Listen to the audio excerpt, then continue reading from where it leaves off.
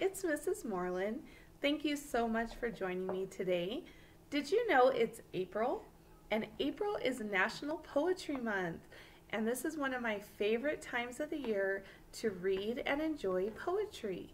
So today I'm actually going to be reading you several different poems out of several different books.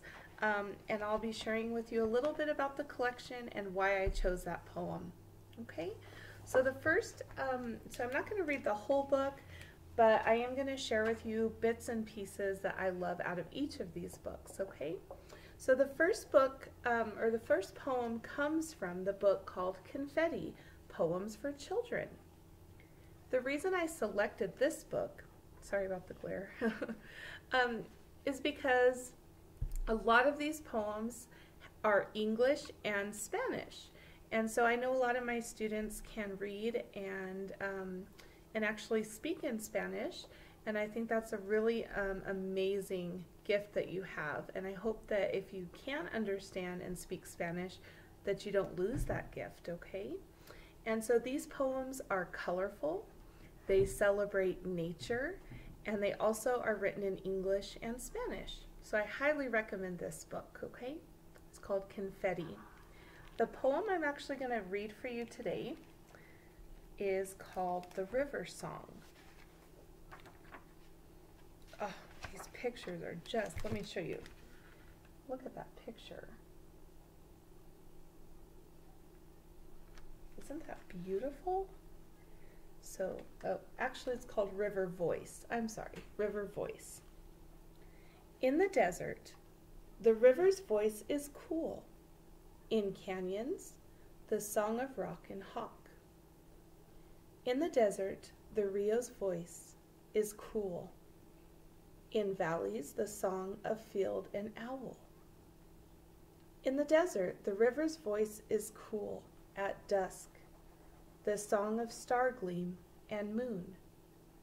In the desert, the rio's voice is cool at dawn, the song of wind and fresh light.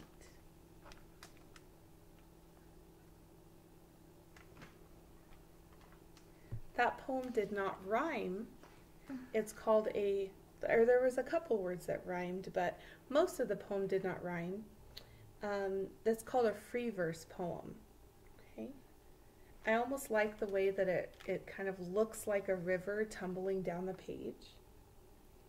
And it gives a lot of imagery, like I can really imagine what the river must look like and sound like. All right, so that comes from this book called Confetti. Gorgeous. Another book I would like to read from today is from one of my favorites. It's A Light in the Attic. It's written by Shel Silverstein. What's really cool about Shel Silverstein, a lot of his poems are funny, and he actually draws his own pictures that go with the poems. Okay.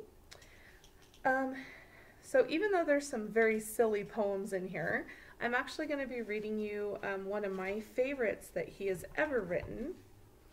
And it's not funny. Sorry about that. It's not funny, but it's quite lovely actually. And it's called This Bridge. I just love this picture. To me, it's just magical. This bridge will only take you halfway there, to those mysterious lands you long to see, through gypsy camps and swirling Arab fairs, and moonlit woods where unicorns run free. So come and walk a while with me and share the twisting trails and wondrous worlds I've known. But this bridge will only take you halfway there. The last few steps you'll have to take alone.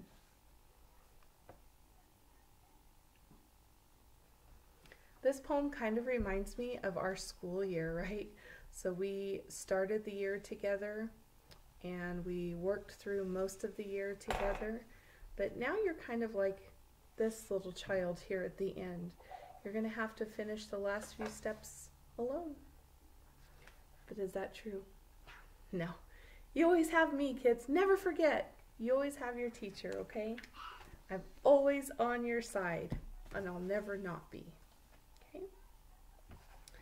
So my final poem that I'm going to read for you today comes from a classic American poet. Her name is Emily Dickinson. She's one of my favorites. This is actually a collection, it's a picture book, so each of her poems is illustrated and you can see lovely pictures of the poems. And I'm not going to read you all of them today, but there is one about the morning that since I'm reading this to you in the morning, so I'd love to share this with you, okay? Will there really be a morning? Is there such a thing as day?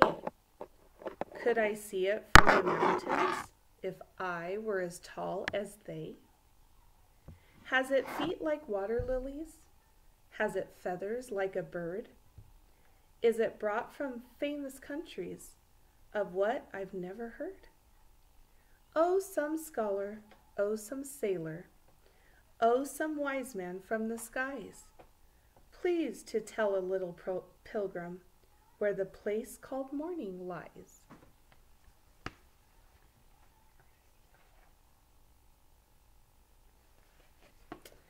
And my final poem today is actually not going to be read by me. I have a guest speaker today who has been reading this poem since she was a little girl, and it's one of her favorite poems. And so I'm going to introduce to you my daughter, Grace.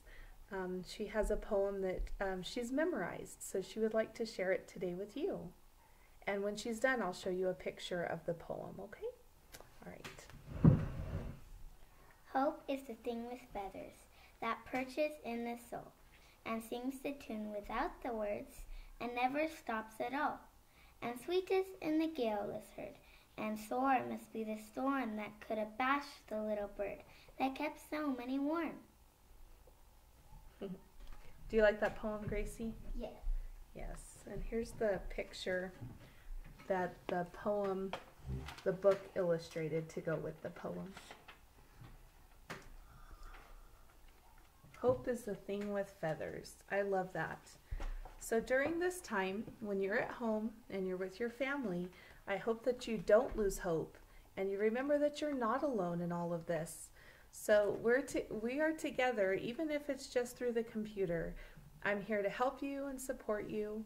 I'm here to read with you and learn with you, and that we're going to be building a bridge together. And I hope that you never forget that.